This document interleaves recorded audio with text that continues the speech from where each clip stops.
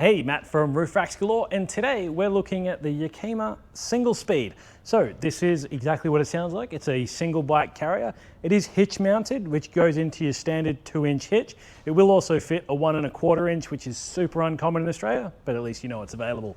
So it does mount to the speed hitch super quick and easy with its little speed knob on the base there, which is lockable as well. So you can secure the bike carrier to the vehicle for that added security. The front wheel mounts via this strong arm here. It folds up when in use, and then you just basically push that arm down onto the front wheel to secure it in that front cradle.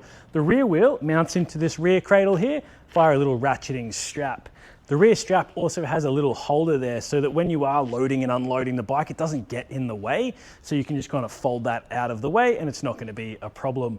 Because it does mount via the front and the rear wheel, not impacting the frame at all, it makes it a perfect solution for carbon framed bikes. The bike carrier is super light at only 9 kilos, making it really simple and manageable to kind of get it on, get it off, store it, whatever you need to do. It does have a weight capacity of 18 kilos, which can be right at that tipping point for e-bikes. So just make sure you check that out before you're looking to put an e-bike on here. The front strong arm can support from a 20 all the way up to a 29-inch front wheel, making it super versatile. It'll even hold a tire as wide as 4.8 inches, so perfect for those fat bikes.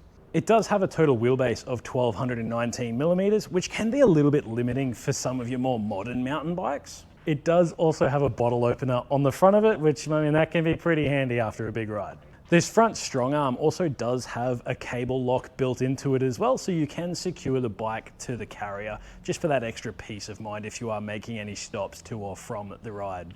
There is also an optional light board that you can get as an extra as well.